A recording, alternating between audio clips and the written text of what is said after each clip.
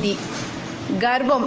இதைப்போல் ஒரு மனிதனின் மாண்பை குலைத்து போடும் விஷயம் வேறொன்றும் இல்லை. கால்காணி நிலத்தில் சின்னதாக ஒரு வீட்டை சொந்தமாக கட்டிக்கொண்டால் கூட ஏதோ பெரும் சாதனை செய்துவிட்டதாக நினைத்து விடுகிறார்கள் இந்த மனிதர்கள். விருதோ பரிசோ கிடைத்துவிட்டால் சிலருக்கு தலைக்கு மேலே ஒளிவட்டம் வீசுவதாகவும் நினைப்பு வந்துவிடும். பணத்திலும் செல்வாக்கிலும் உயர்ந்துவிட்டால் தன்னை யாரும் தட்டி கேட்க முடியாது என்ற மனோபாவத்திற்கு ஆளாகி விடுகிறார்கள் சிலர். இவை அனைத்திற்கும் மூலாதாரம் கர்வம். இது எத்தனை மோசமானது என்பதை உலகுக்கு சொல்வதற்காகவே மகாபலி சக்கரவர்த்தியின் கர்வத்தை அடக்க ஒரு அவதாரமே எடுத்தார் ஸ்ரீ மகாவிஷ்ணு வாமன அவதாரம். ஸ்ரீ கிருஷ்ண பரமாத்மாவுக்கு நெருக்கமானவன் அர்ஜுனன். கண்ணனே தனக்கு சாரதியாக அமையும் என்று பாக்கியமும் பெற்றவன்.